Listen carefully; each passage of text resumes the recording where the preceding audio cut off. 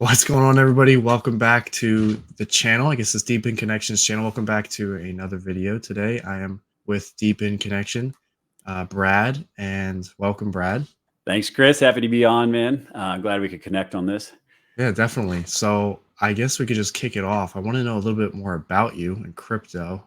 How did you get into crypto and the DePIN sector? And we can go from there. Yeah, so a little bit about my background. So I'm from St. Louis. I live in Chicago now. My background's I have a degree in finance, and I've been in the solar industry for like 15 years. So currently managing 10-state territory. I do a lot of, it's more consulting role, I'd say. Like I work with business owners on pricing strategy, marketing strategy, making sure they have operations hired up. And the main thing I do is sales trainings. So I do a lot of sales trainings and national trainings. And spent some time in New York, in DC. Also worked in the drone service space, which is kind of interesting. We were doing like thermal inspections on utility scale solar and doing rooftop measurements with what's called photogrammetry. So taking like, hundreds of thousands of pictures and stitching them together into a 3D model. And then taking that 3D point cloud and basically creating CAD files. So say like what I'm doing in the crypto space right now is kind of a combination of different aspects of all those things in my background. But as far as how I got into crypto, like I remember it distinctly because there are several opportunities where I wish I'd gotten in a little sooner. I knew a guy back right after college that I think it was like 2011, and he was telling us all about Bitcoin. We thought he was crazy. I wish I'd listened to him because I'd probably be like on an island somewhere right now. But yeah, man. And then, again, I know you've been in since what you said, 2017, right? Yeah. Yeah. So I had a buddy, I was sitting at the bar and he's like, hey, it's like 2017. And he's like, hey man, Bitcoin is going to $1 million one day. I'm like, I was like, okay, like whatever, and I was closed-minded, but Yeah. over time I was like, all right, there's a lot of smart people coming into this space and there's obviously something there. So I guess it was the end of 2020. I was back visiting family in St. Louis and I got COVID, man. I was staying in a separate Airbnb and, cause I didn't want to get anybody exposed, but yeah, I got COVID and, that was in the early days of COVID. So I was like, all right, I'm going to take myself back to Chicago. And that was a rough drive. But I remember getting back and I'm sitting there and I'm like, man, we've been kind of holed up for a whole year at this point. And I'm not going to be able to do anything for the next 2 weeks. It's like a 14-day quarantine. And I was thinking, like, when am I going to be in this position again where I don't have to choose between going out and socializing versus staying home? And I'm like, if all I have to show for this time is like a really badass Animal Crossings island, I'm going to have some really serious regrets. So I was like, all right, I went on Udemy and took a couple of blockchain courses.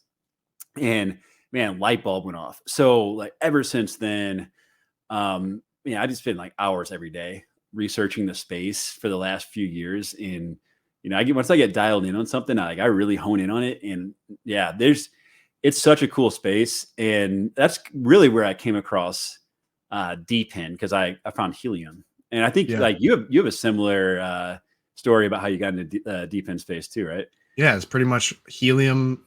I don't even know. I think, oh yeah. So I started off watching Bitsby Tripping and Red Panda Mining and Voscoin. Those are like the main things when I first found out about crypto. I was like, how do I get into this? Because people can mine it. So I saw Voscoin's videos on how he was GPU mining, and this was 2017. So I was like, all right, let's see what I can do. I found two 1070, I think they're just 1070 Ti's founder editions or something at a local Best Buy. And I bought them. I think it was $400 total, or $400 each for them. So my dad loaned me the money because at the time I was 17. I didn't have $800 to just drop. And I started mining all these random coins, Bitcoin, Zcash, whatever it was. And then I kind of just let it go for a couple of years. And then I got back into the space like 2021. And I saw all the Bitcoin I mined is like, what? It's worth how much now? And I mined Zcash and I mined a whole Zcash and I was so happy about it. I was like, let's see how much it's worth. And I still have it. It's worth like $30. It's like the biggest disappointment I've ever had.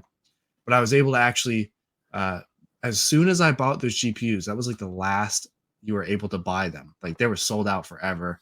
And then when this most recent bull run came, I still had them laying around, just not doing anything. I was able to sell them for a profit 4 years later from what I paid for them. And I went back on my buddy Voscoin's YouTube channel and I saw him posting this project called Helium. I was like, what's this? And that was pretty much the light bulb that went off for me as well. And I just started looking at it. I bought like, with all the money that I made from GPU mining previously, I bought a whole bunch of GPUs and I was mining GPUs for a while. And then I used all those funds to buy some helium miners. And then that's kind of when my YouTube channel picked up, is because I started making content on the helium miners. And then it just kind of exploded from there. People reach out to me. I joined Discords. And then they were like, hey, you should inform people not to buy the Nebra miner or the Syncrobit. So then I made videos on them and it attracted even more people. And now I just have kind of this small following of people from Helium that have just kind of led me along a good path and introduced me to new projects. That's how I found out about Hivemapper and Demo and all these other DePINs. So it's kind of a lot of the community's thanks for why I've gone down this path is because I see it seems like the GPU area is kind of saturated with a lot of YouTubers. And I feel like it'd be a lot easier for me to go down and show them a new way in crypto. And this is an emerging space. And I feel like that's kind of why you're in this space too. You want to educate people on this new area.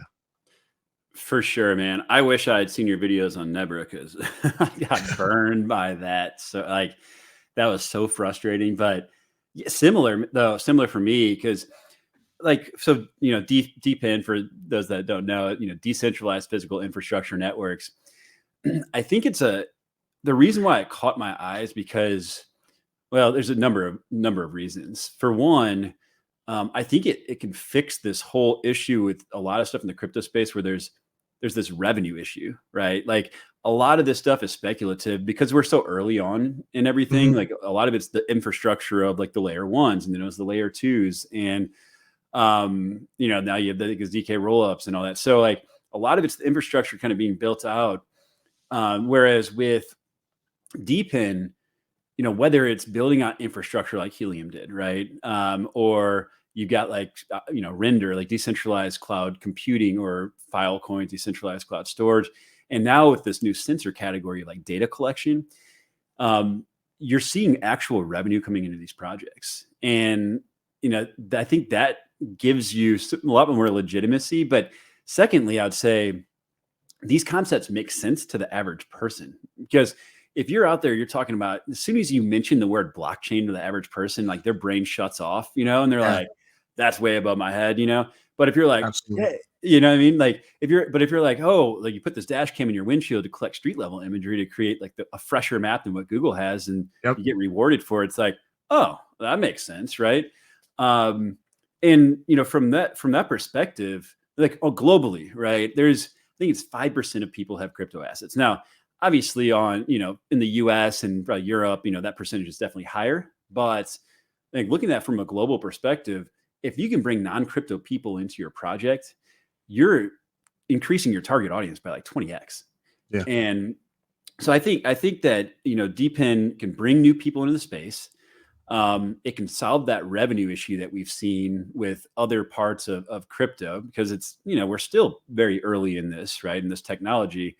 And the other part of this is that Helium showed the ability to scale and you can really ramp up participation in ways that we've never seen before. Like the fact that we went from like 15,000 hotspots to 1 million hotspots in 18 months in the midst of supply constraints is truly impressive. So that's why I really started like dialing in on this space, man. And Helium, obviously, they didn't do everything perfectly, right? Because they were kind of like making the playbook. But I have to say, like overall, I know they caught a lot of flack, but shoot, I think it overall was a really large success. And they've made it through a bear market, right? And faced a lot of adversity. I mean, you're there for it. Between you mentioned Nebra and Syncrobit, right?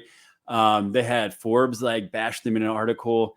They were also tied to the Sam Bankman-Fried thing where Alameda had invested money in them. So, and then also like Discord got a little toxic there for a while. So Yeah.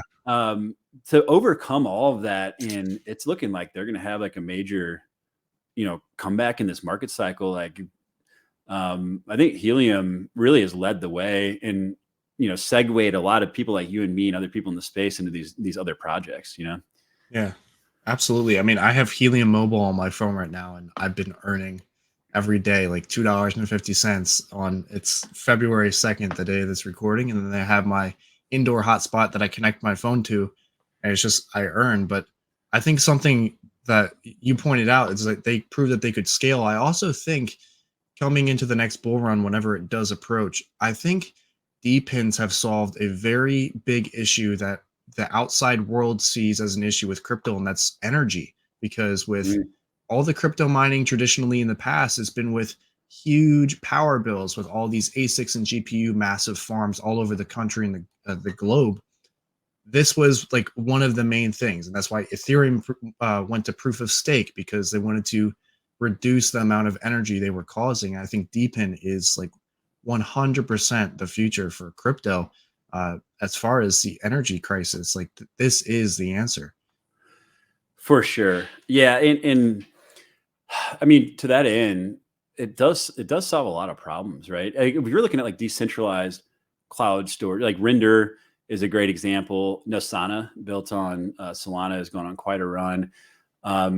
They solve real world issues because, if you look at the TSMC, manufacture the high end microchips that are necessary, and basically everyone in the world goes through, TSMC out of Taiwan.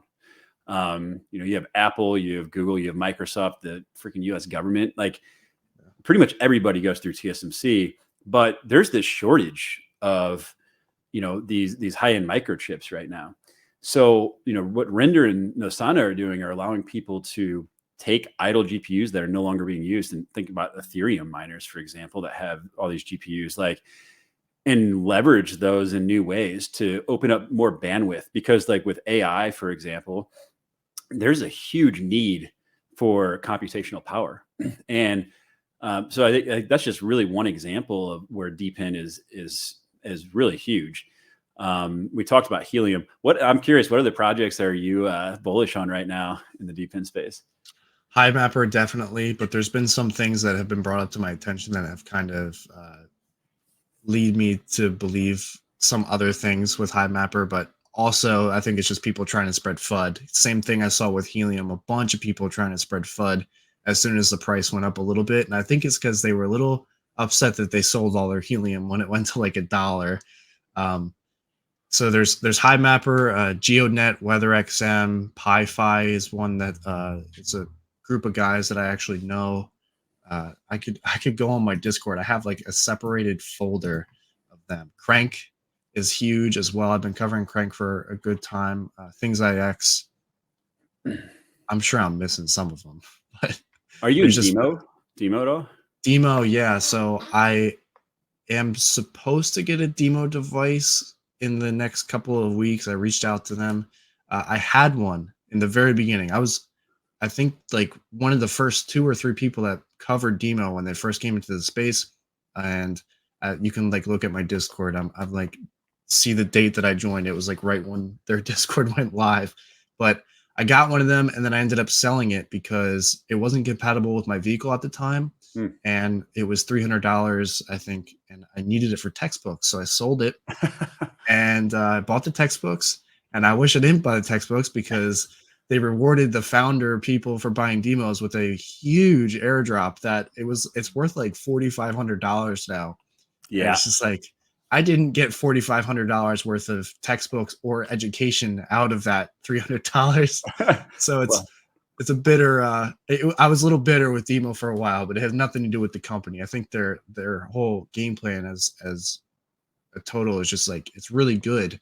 But now I feel like, I mean, we can go back and forth on this, but in terms of like picking the right blockchain, it seems like DPINs are separated on either Polygon or Solana. and I don't know which one's going to be the right one going forward, or if just both of them are going to be what's. Yeah, I I don't know that it really. I mean, I don't know. People are building on Solana. I think a lot of the projects on Solana after Breakpoint saw a lot of positive price action. But Polygon has massive adoption too, and from a lot of large entities. I mean, I think like Starbucks and like Coca-Cola, I'm pretty sure are using it. Like, so, and people are sleeping on Polygon. So I don't know that it was necessarily like a bad move, but and I don't. There might be some like cross-chain compatibility coming because I know one of their founders sent out a tweet that had like a demo token on Solana. So I don't know. But either way, I don't know that it really matters so much because you can always change blockchains if you need to. I think it's more so with these projects like, okay, are you driving participation? Are you executing to drive revenue on the back end? Like, are the developers pushing the project forward? And then, digging into the tokenomics does matter with these projects. And, Yeah. that's something that like I'm seeing more and more about Hivemapper. I do want to address in this video because Yeah. I think it is necessary. But all in all, though, I mean, yeah, and I'm in similar projects, by the way. So like I have currently 55 Hivemapper units out on the road today. I have another 145 ordered, which it's something I want to bring up on this video too, about the future state of Hivemapper and where I see this going. Those orders might be shifting. I don't know. And then, demo, I'm up to like 170 vehicles in my demo fleet. Wow. And I'm adding to that as well. And let's see, GeoNet, I haven't deployed any units. I have plans to. I do have money invested in their token for sure. Not financial advice, by the way. Nothing in this video is financial advice. And I do own a fair amount of Nasana. I actually put a video out on Nasana at like 2 cents. I don't think I've heard of them.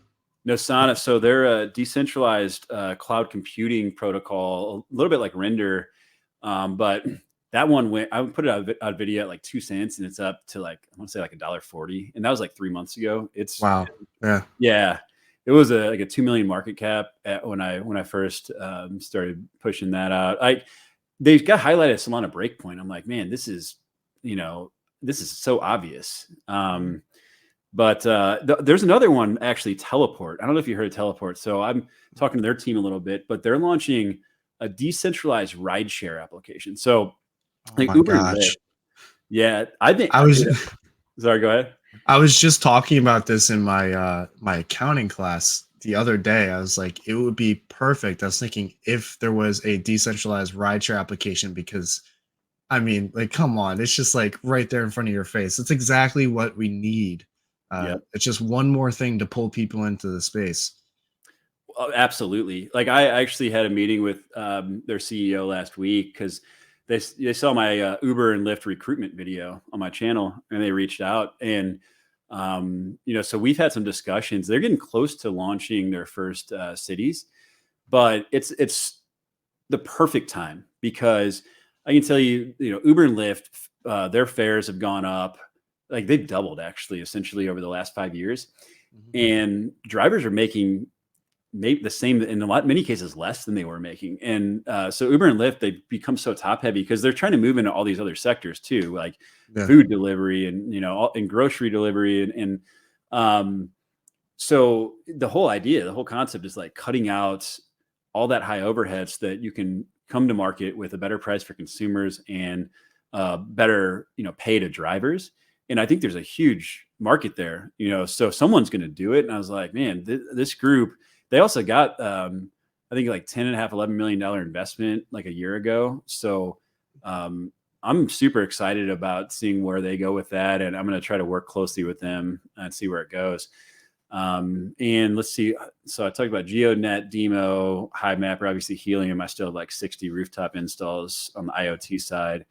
One other thing, I forget the name of the company you just mentioned, but SwordChain, I don't know if you heard of them and their Modus. It's kind of like Demo, it plugs in.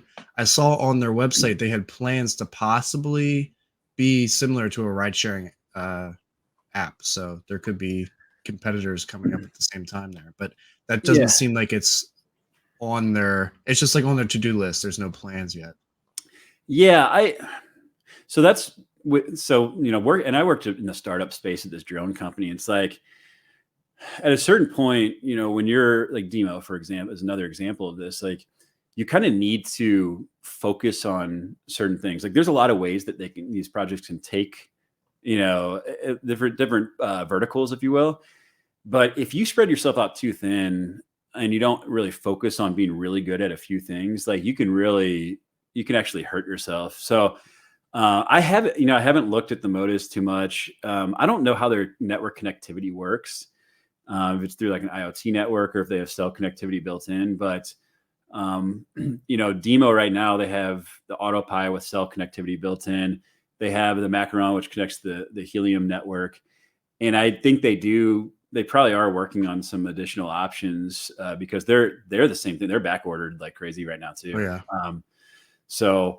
yeah. But yeah, man, I mean, but I do want to talk about Hivemapper. And I know you mentioned that you'd been hearing some things like, sounds like some people are like salty in the community or whatever. Yeah. What you want to expand on that? Yeah, so this is thanks to Network Bits. That's Joe. He added me to this chat and he sent me a Discord link to like this private Discord server with like a whole bunch. It was like a whole bunch of exiled Hivemapper people. And I remember this happened back in the day with Helium, and there was another project I covered called Rebelfi that just did terrible.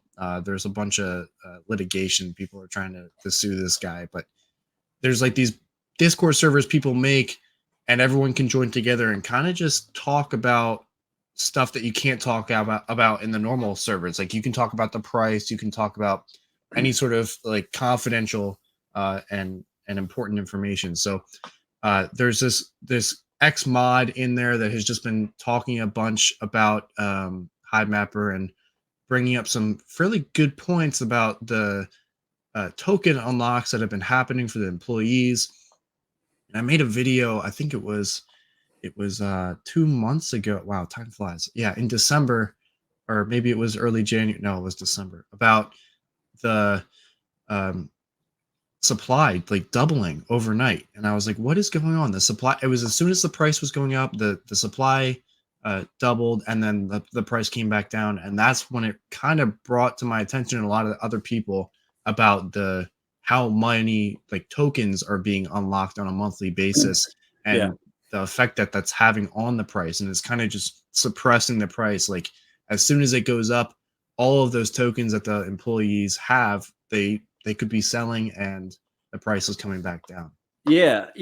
I mean, that's fair. I mean, I obviously before I invested in the project, like I read through the tokenomics like in really good detail, so I knew all that was coming. Like, so yeah, I mean, we can hop into that. Like, so here when I look at these projects and look at like price projections, and I think it's important to talk about, especially with Hivemapper, because I'm seeing some pretty like unrealistic expectations about where the token price is going to go. Because I see people talking about like $10 per honey, $20 per honey, which is like pretty outrageous given the supply. So to your point, like this year alone, between employees, what's eligible to unlock to employees and investors, there's 3 billion tokens.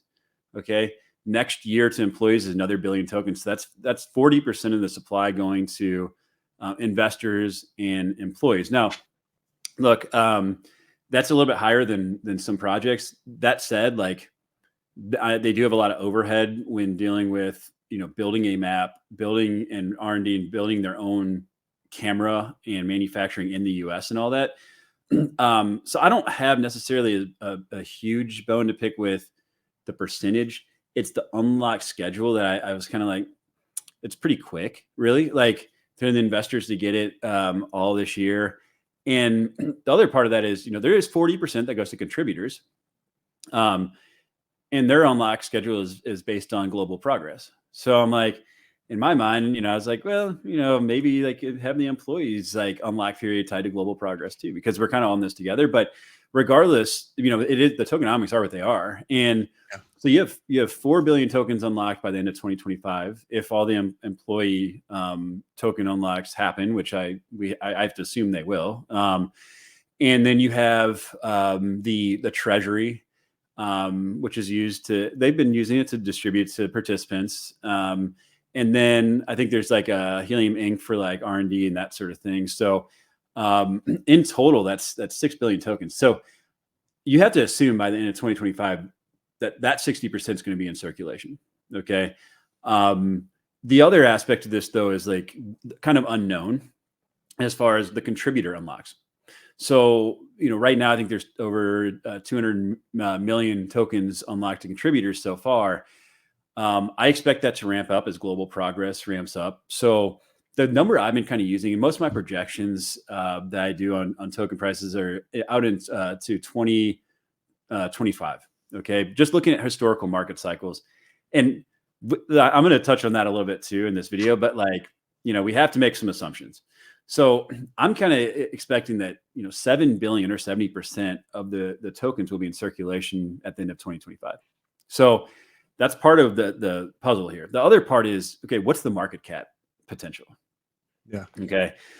So I would say there's a high upside case. Then I do kind of like a, moderate, what's more possible. And then a downside case, because I think we need to, in the crypto space, I feel like a lot of people it's fun to talk about the upside case, but for risk management, like you have to really take in consideration all options and scenarios. So high upside case, as far as market cap goes, we can look at other projects. Like I look at Helium as somewhat of a comparison, and Helium got to just over a $5 billion market cap in the last market cycle. Now, it's a little bit different because Helium was infrastructure being built out and really wasn't generating revenue at all.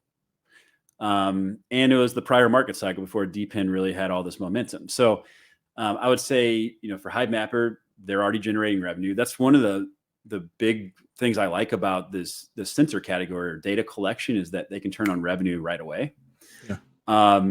The other part is like, okay, if we do see this bull run that we're all hoping for, the DePIN narrative is really picking up steam, right? I hate to say narrative because it sounds like, oh, it's just this narrative that's going to pump. And I think this is like a legitimate sector that's coming out of the crypto space. So, I do think if they do what I think they're going to do on the hardware side, which we'll talk about, and they announce a couple big name clients, which it sounds like they have some that are under NDA right now. Yeah. And the revenue picks up and global progress picks up. I could see a scenario where this hits a $10 billion market cap. I don't know that it would happen, but I think it's possible. Okay. But even if that's the high upside case at 7 billion tokens in circulation, that's a dollar, like $1.42, I think, per honey. Okay. And that's, to me, that's like the biggest bull case. So for people talking about 5, 10, 20, dollar honey, to me, that's just not realistic. I think it's far more realistic, again, if these things come together and we have this bull run, I think 70 cents to $1, because that's like kind of a psychological number at $1. Like I could see that more likely happening. But I also think that we need to consider that there are some other scenarios here when you look at the global economy. And before I get into that, because I'm get into the weeds a little bit here, but like, I'm curious if you have anything to add or what your thoughts are on that. Yeah, so obviously I'm hopeful that the token goes up to $20, but realistically, it's very easy to see what a realistic number is just by taking the token price and timesing it by the circulating supply or the total supply. That's how you get the market cap. And people just don't know it. Like it's literally a multiplication problem. And I've covered this in many videos. I've showed it on screen. Like, all right, if we were to get to $10, it would be like it would have a market cap like the size of Ethereum, and it's just not going to happen, at least in the near future. But I did see when it did get listed on Coinbase for 2 to 3 seconds, it was at 90 cents. And I was like, oh my gosh, but it didn't stand very long. Yeah, I think you put a video. Did you put a video out on that? Wasn't there like a bidding process or something that caused that? I think yeah. So the way it worked for Coinbase is when they release a new token. I don't know if it's for every token, but they have this period. So Hivemapper went live 12 p.m. Eastern my time. I believe it was 12 p.m. And for the first 10 minutes, it's this auction process where pretty much you insert the however many honey you want and how much money you want to spend, and it fills it on I believe, a FIFO uh, Okay. basis. So it's like first in, first out. So first person that orders, they get rewarded with that correspondingly. And basically, as it goes on, people are paying higher and higher for less amount of honey, and it just fills all those orders for the first 10 minutes. And then after that, after they test it and everything is working, then it's open on Coinbase.com and just regular Coinbase. So that's all taking place on the Coinbase. I believe it's called Coinbase Pro. It used to be called something else back in the day, but that's all being taken place on Coinbase Pro, and then it moves to Coinbase, and then anybody can buy it. And then after that point, that's when the price goes from whatever the crazy auction price is to like a stable price, and then it goes from there. Got it. Okay. Yeah, I was wondering. I saw that. I thought it was a glitch. I'm like, what? How did that hit 90 cents? I was like, what? Okay. I want to talk about the thing that like a lot of people aren't really talking about right now, because everyone's just expecting that we're going to have this bull run. We hope that, and I think there's a good case, a good chance that does happen, right? That we do have this bull run post Bitcoin halving. But one thing that I think we need to talk about is the fact that for the first time since Bitcoin's inception, we're in a quantitative tightening environment where the Fed has been raising rates. Like Bitcoin started back in 2009, right? And it was right after the recession, and interest rates had been near zero for a long time. And this is the first time we've had a Bitcoin halving where interest rates are higher. And low interest rates are very bullish for risk on assets like crypto. So we can look at historical market cycles, but this is going to be a little bit different. And there's also some warning signs right now in the economy. So look at commercial real estate right now. Like the vacancies in December were the highest we've seen since the height of COVID. And our banks are sitting on, they have a lot of exposure right now to commercial real estate assets. And that is very concerning. And there were a lot of commercial loans that had gotten extensions that are, things are about to come to a head here. So I wouldn't be surprised if we start seeing more regional, smaller banks failing here in the coming months. And I think it's going to be a topic that's in the news. Now, the big banks, the expectation is that we'll see consolidation. The big banks will buy them up and they'll be too big to fail. And that might be the case, but there's still going to be uncertainty and concern in the market, which could have an impact on the overall economy. The second thing is, the job market, right? So we just saw job market numbers where at unemployment is like 3.6 to 3.7%, I want to say. So that's relatively, that's actually strong. Okay. But UPS just laid off 12,000 people. PayPal laid off 9% of their workforce. The company I work for has had layoffs. I know a lot of people that have been laid off, and I think the job market is starting to weaken, which also is a bit concerning, right? And when you look at the consumer sentiment, the consumer spending was pretty strong through the holidays, all things considered. But when you dig into how that spending is happening, there's also other warning signs, because with inflation, with the cost of everything going up, you've seen people's savings start to dissipate, because during COVID, people's savings had grown because you couldn't go out and do anything. You couldn't go out and spend money and go to restaurants or social events. By all reports, those extra savings that were kind of easing the burn from inflation have dissipated, and people have continued spending money. And this question is like, how are they doing it? And well, they're using credit cards, man. Like over $1 trillion in credit card debt across the country right now. Wow. And that's another thing. I mean, so you combine all these things, like the commercial real estate situation, unemployment, the job market itself, and the fact that people are racking up credit card debt, it makes you wonder like what could be coming. And I think there's this misconception about inflation in general. Like people are, inflation is coming down, but that's not deflation. And I think there's this concept that people don't quite understand. Like they think that prices are going to come down, and that's not the target here. Like the Fed is trying to target 2% inflation, right? And like globally, that's the standard. Like if you have 2% inflation, that's what you want for a strong economy. But that means that like the prices we're at today are not expected to go down. They're just expected to only go up 2% a year if we hit the goal that the Fed is trying to hit, right? Deflation is not good for the economy. So I think we need to like realize this is the new normal for prices, right? And then lastly, like the market is pricing in 4 rate cuts this year, which is a good thing for, assets, risk on assets like crypto. But, it also begs the question, what do they see coming? Because they're not going to just cut rates unless there's a need to cut rates. And normally that coincides with a weakening job market or a recession. And, we just had our FOMC. There's 8 meetings a year. We just had one, I think it was just yesterday. And they didn't touch rates there. They're not, as of right now, expected to touch rates in the March session. So we could see them start lowering rates, this summer. But it makes me wonder, like, is there something they're expecting to come in order to have to lower rates? I don't know.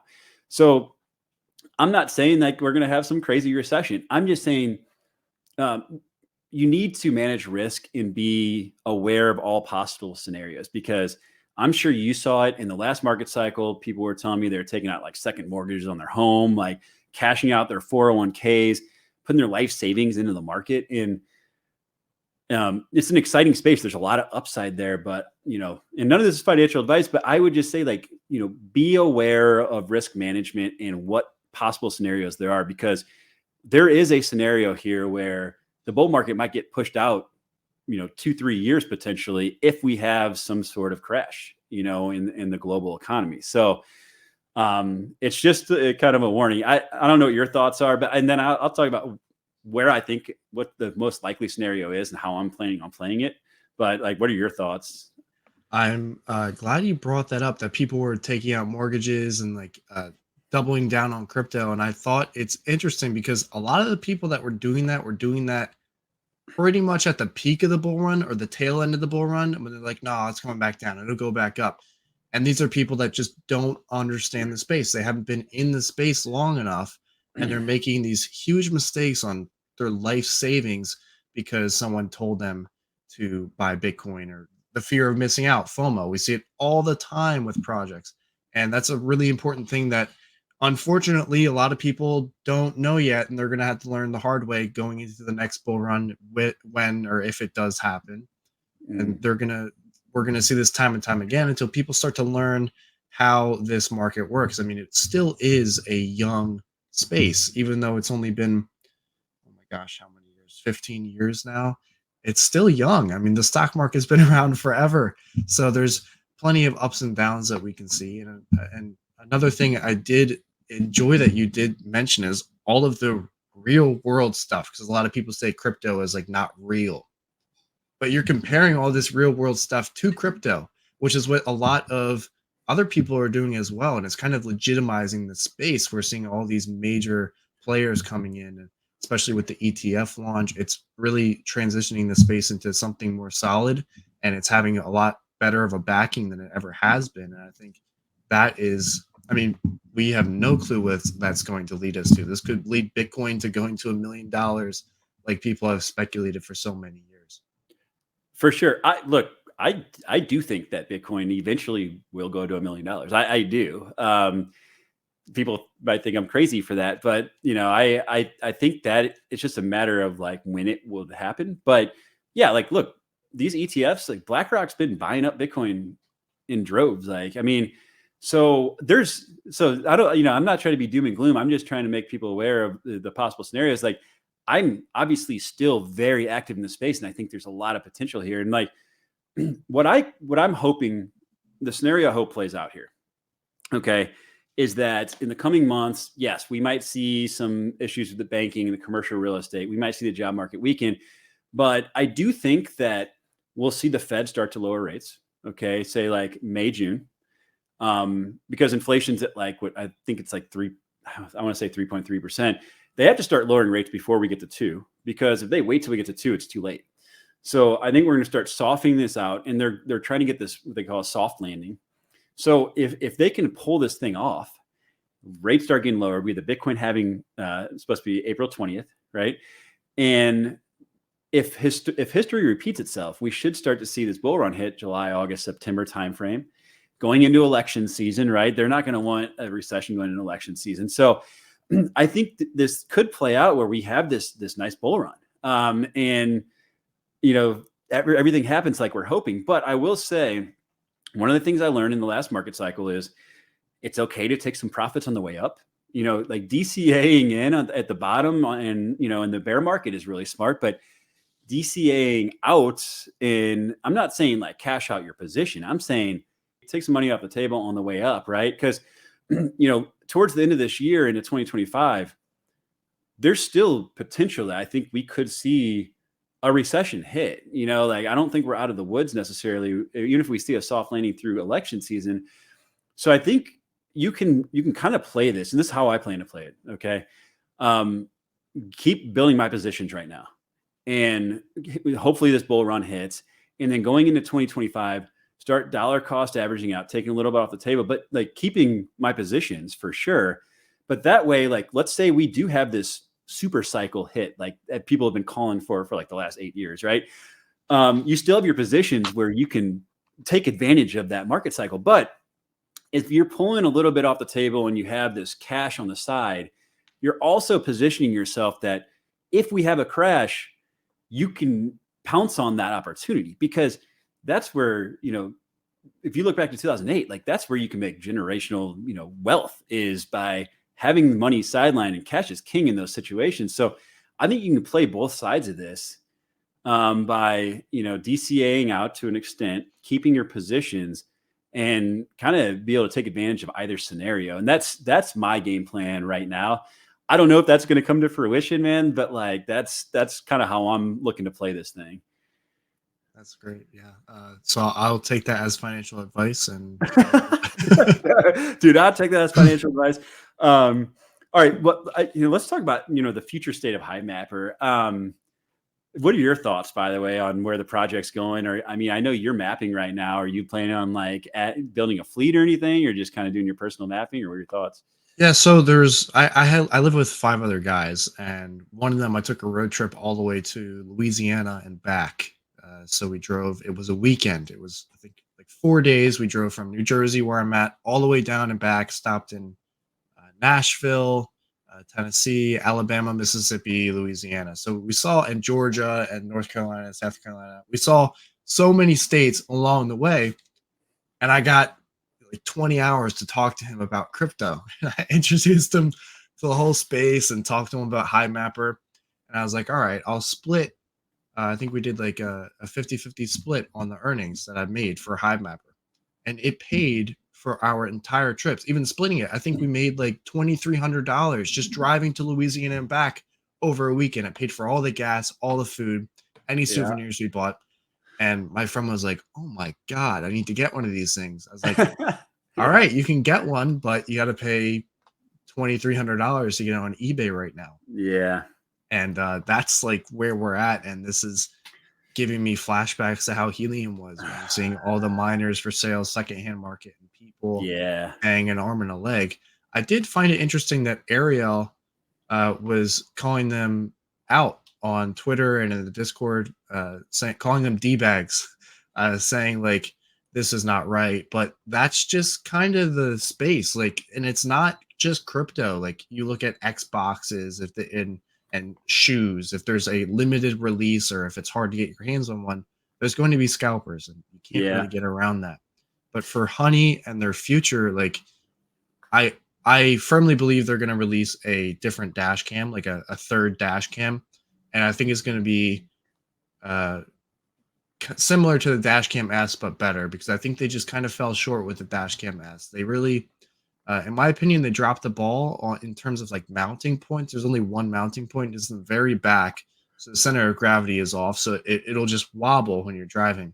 And the Dashcam purposes, like, it's supposed to mine crypto or map and record Dashcam. There's no audio on it, and the Dashcam is like, it'll either mine or map or record. Like, it doesn't work simultaneous. So I think they're going back to the drawing board and trying to think of a better device, and maybe a device that can produce faster, because we're seeing right now their devices are back ordered until I think it's June now, which is just crazy to think about. And it's mostly because they're manufacturing it all in-house and it's special equipment. If they can figure out a way to make this with easier to obtain products and materials, they could just be pumping out these dash cams and covering the whole globe a lot faster. Yeah.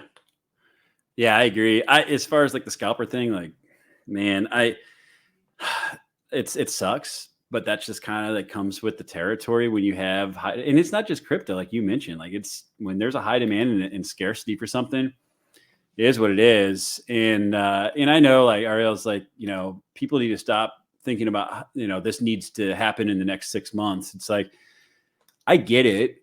But if you're in this space, like one of the beautiful things is that you can ramp up participation like no other, right? But Yeah. there's also, other things that you're going to have to deal with that kind of suck too, with that. So, yeah, I agree with you. So I have a prediction on what's going to happen here. I sent out one tweet about it, but I've started getting a lot of questions about people asking like, how is Hivemapper going to make it through a bear market? So I started thinking about this because Helium did, right? And we talked about all the adversity that Helium faced, and but they made it through. And the reason is because it was completely passive. Like people were like, "Yeah, I'll just leave it plugged in, whatever," right? There's obviously some people that are like, "Oh, we're gonna stand up against Helium and unplug our, hotspots," and I'm like, "Please, bro, unplug it because that's better rewards for the rest of us." Yep. And you're in a hex with like 30 other people and not providing any value anyway. So like, yeah, unplug your unit. That's fine. Like, so, but in the current state with Hivemapper, it's not passive, man. Like there is a decent amount of involvement with you making sure that you're downloading imagery, keeping the app open, uploading imagery, like meeting the Tuesday deadline. So, it worked the last like couple years leading up to where we are today. And I think people were like, well, it's an early stage project. The bull run's coming up. Like, that's fine if the price of honey is low and the earnings aren't that great. Like we'll work through it. And I did have some drivers that like gave me the dash cam back. They're like, it's not worth it. I'm like, big picture, come on. Like, I'm sure they're regretting that now. But I will say, to your point, like expectations are being reset, whether you like it or not. I don't think these current rewards and earnings that people are getting are sustainable by any means. So I think people need to have realistic expectations. But I do think that even if they come down to a point where, let's say you're making $15 a week, in a bear market, they need to get this to a point where it's passive enough that people will still do it. And I think that's where they're going with this. And I started thinking through, how do you do it, right? And the only way is to have a dash cam that has cell connectivity built in, to where maybe you need your phone to set the dash cam up and see if it's positioned correctly. But after that, it's hands off, right? And it's downloading, uploading on its own. You don't have to interact with it. And I think that's where they're going with this. And the next question is like, how are they going to do it on the cell connectivity side? It would make sense. I think an obvious choice would be Helium Mobile, because they have a Helium team as an advisor already. They've already integrated on the IoT side. You could have the potential maybe dual mining, like mobile token and honey token with that. Regardless, though, like I don't think that matters as much. That'd be pretty cool. But as long as they find a cell provider that can do it in a cost-effective way, that's how they take this to the next level, in my opinion. Because number one, if you're getting a dash cam and you're like, hey, this is going to help you for insurance purposes, or like if you get in a car accident, just like any other dash cam, except you're passively earning something on it. I think that's how you get through a bear market. That's how you take this to the next level. And it opens the door for different types of fleets, because, I'll give you an example. I have a buddy that owns a shipping company. And he's like, I want to set these things up with my, all the truck drivers in my fleet. And I'm like, man, like there's an extra layer here where you have to interact with each individual driver to make that work. And that's a third split that you have to manage every week and stay on top of. And for me, if I'm providing the cameras, like I know the business owner, but then like that's a layer away. I don't really have much power or the ability to like be on top of these drivers to make sure they're uploading. And it makes it really difficult and really prevents you from moving into certain types of fleets. Now, this would allow you to get in, to those types of fleets, because literally you're just working with the business owner. They put them in there and they're like, hey, we're putting these in every truck for, insurance purposes, whatever. Yeah. And now you've removed that layer of complexity. So I think if they can execute on that, again, they can get these shipments out. They can name a couple of big name clients, their customers buying this data. And, we do have this bull market that's coming up. Like this project can absolutely thrive. And that's why I'm still expanding into it. But man, that's where I see this going. And there is a tweet from Ariel about some big announcement coming on. I saw that. Yeah. February 21st, I believe it is. Is that the date? I can't remember exactly. I think so, with a backwards logo they have. So that's my prediction. I've seen people that are saying that might be like a Binance listing, something like that. I think they're going to announce this new hardware. But that then kind of puts you in a weird spot. Like I have 145 dash cams ordered right now. So do you then shift those over to the new dash cam? But I would bet, if they're just starting production and announcing this, it probably won't be ready till like the end of this year and the next year. So you're kind of faced with this decision. Like, do you wait, or do you place a new order, or do you shift part of them over? Like, I'm kind of thinking through my strategy here, and assuming all this is right. I mean, this is just like going off the cuff, man. I have no idea. Yeah. But what I'm thinking about doing here is for my top drivers that are contributing the most, like upgrading them, if you will, and then taking their OG dash cams and putting them with new drivers, and kind of like have it as like an incentive for drivers that are contributing a lot. Like, hey, I'm going to upgrade your dash cam, make your process easier. That's kind of what I'm thinking through right now. But there's a lot of details we don't know. Like, what's the price for the cell connectivity? What's the price of the dash cam itself? Like, all things to consider. But I do think that's where this is going for future state. What do you think, man? I don't know. The cost to do all this, I feel like they would kind of have a similar thing that Helium Mobile's doing with like a $5 fee for Miami. Like, I feel like if Hivemapper were to release a cellular connectivity dash cam, they would have some sort of promo for the first couple of months, and then from there you'd be paying just to get a lot of people on board. And I think also it would be wise for them to continue to sell like all three of their dash cams, because you're going to have people like you who are fleet managers where absolutely having a way, like just having cell connectivity is the way to go. It's super easy, less work for them, less points of failure where they could forget to upload. But then also for the people like me who I'm just driving by myself. I got two dash cams in my car. Like, it's not that much of a issue for me to just go into my phone and download the images before I go back into my house. And sometimes I forget a few, so what? Because I know I'm going to get back in my car later. But I think that would be the best case scenario for them, to have all three options. It would also allow them to have a lot more inventory because they already have these ones produced, and they can continue to sell them to the people that want them, and then focus on getting these other ones. But there is also the possibility that if they keep all three of them, they're going to be strained on their resources, and they would be better off just canning the two of them and producing one. That's not my decision, thankfully. Yeah. Manufacturing is tough, man. I mean, you got to hand it to them. They've executed very well, considering their manufacturing hardware that has to integrate with different software, and they're also building a map on the back end. Like, man, that is a tall task. And at the beginning, I mean, you're involved. Like, it was pretty painful. It's gotten way better.